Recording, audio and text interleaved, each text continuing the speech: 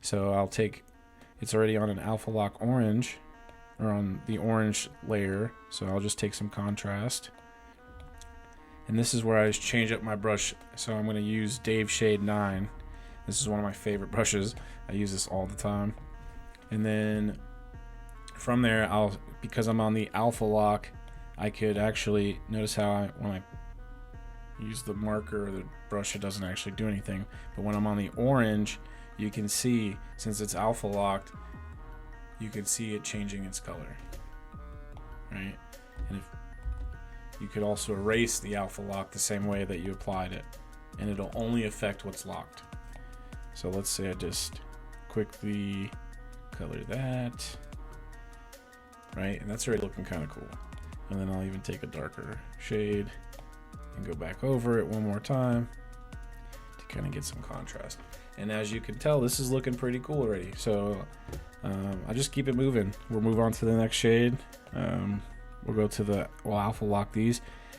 Now, sometimes I won't make a duplicate of the layer, but it's always a good idea, because this way if you mess up or you don't like the way it's turning out, you don't actually have to click 100 times to go back. You could just delete the layer and activate the one that is the duplicate. And it's the same thing with the leaves. I'm going to use the alpha lock and darken some of them up.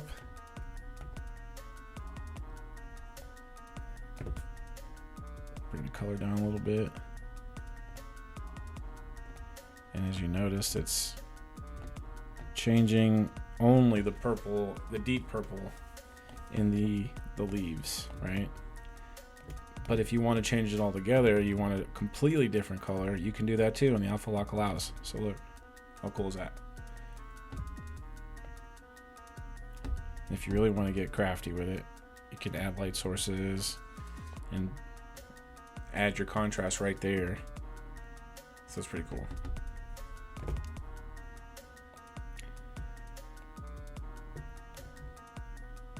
And you could also drag and drop while it's alpha locked.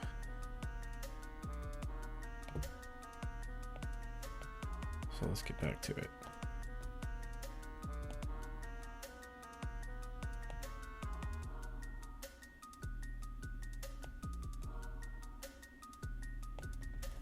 Okay, looking pretty cool. Let's add another color into there because I like colors. I like to play around with it. It's like a coloring book, you know, where no mess. It's awesome. All right, so same thing with the leaves. I'm gonna alpha lock those. I'm gonna use a darker shade. I'm gonna start to bring up my values. I don't like to use just straight black at first because sometimes it could be misleading. So I'll shade it up. I'll bring them different color contrasts and see how that looks. And so far so good. Now, bringing it back, I skipped a step and I apologize, but I usually add a background. So the background I'll do with my Dave Shade 9 and bring it to black. I'll bring the opacity down a little bit and shade up, but you want to make the layer, yeah, that's not Dave Shade 9. That is, okay. And you want to make the layer behind everything so it's a background. It doesn't actually, but that helps pull some of this stuff together. Helps me understand what some of these contrasting colors are going to look like. And it also just helps the piece kind of just flow together. And again, anytime I'm using a brush, I want to make a duplicate with the eraser. I want to match the energy with the eraser. So this way it doesn't have a, because look, if you have the Dave Shade 9 for the brush and you use a technical pen for the eraser, it's going to be too hard of an edge. You're going to see too much. So I like to keep it the same. All right, so now my background's there. That was pretty quick. So we're going to move on to the hat. Alpha lock that hat. I love this color. So we're going to use Dave Shade 9 again. And we're going to start bringing in our contrast.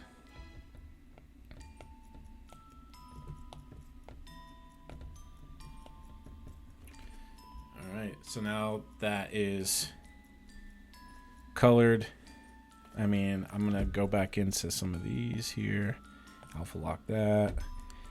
And I'm a personal fan of dark dark centered flowers. I feel like they give you a better edge when you want to bring the color out. Or you can do like a colored edge, contrast tipped edge like I like to do sometimes. That helps. All right. Now, let's see. So I like to add a white. I use my technical pen. Actually, I use the light fine splash. This is a godsend. Light fine splash, and then I'll change my colors to white. And what that does is it just gives me like this cool light splash. It's like, I don't know how to describe it. It's like a splash of light. So I'll show you. And you can size it down any size, but it's very consistent and it's a nice bright, not straight circle light, you know. Kind of gives you a little bit of a texture feel, but I like it.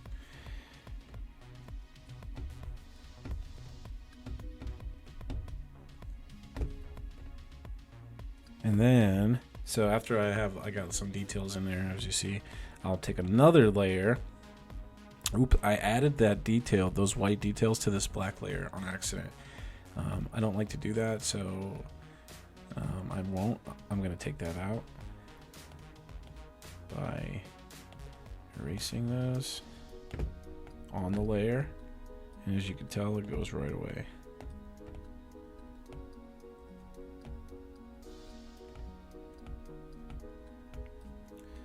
Alright, now that I have my own layer, we go back to it.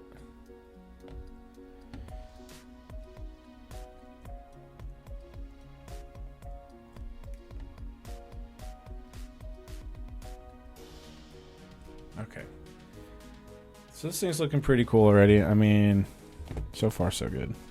Let's get back to the black.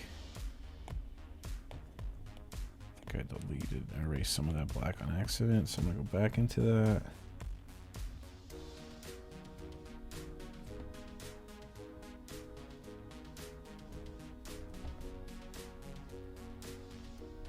All right. So there's my pumpkin, right? So now to get kind of cool and add some extra stuff, I'm gonna add one more layer. Add my fine line splashes.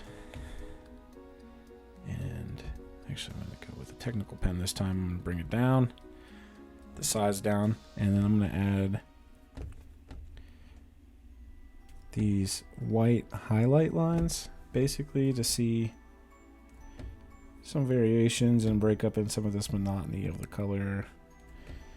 It just adds a little bit of a detail for me personally, and then you can just take the layer and you can experiment and see what it would look like when you change the brush settings. So like personally, I really love the luminosity, and I love to use the overlay color.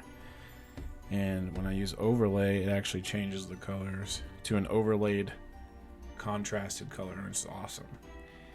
It's really helpful, and it'll actually work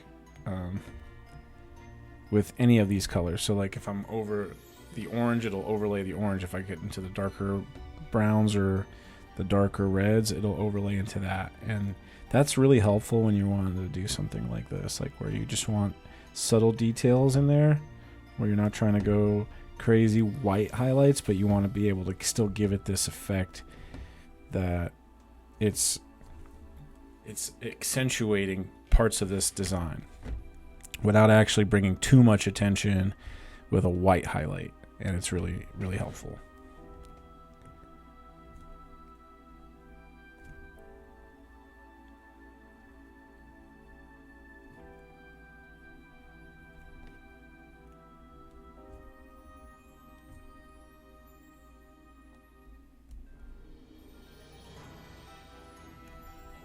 And as you can tell,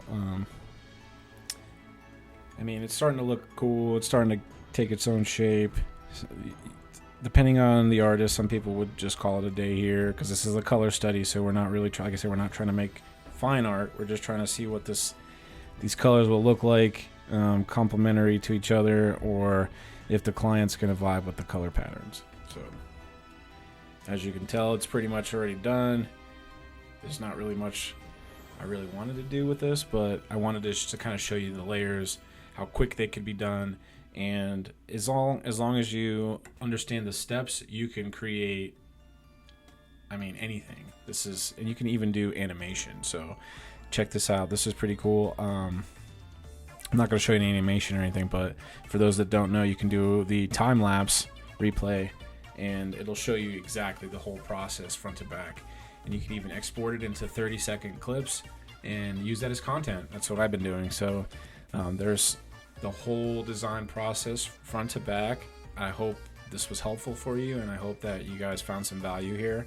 If you have any questions, or if you have any concerns, or if you just want to reach out and ask me some more questions about my process or my my designs, just hit me up. Let me know. I'm pretty accessible. So just try BookingNobility@gmail.com, or just hit me up on Instagram, and we'll get together. I appreciate you guys. Thank you so much, and don't forget to like, comment, and subscribe.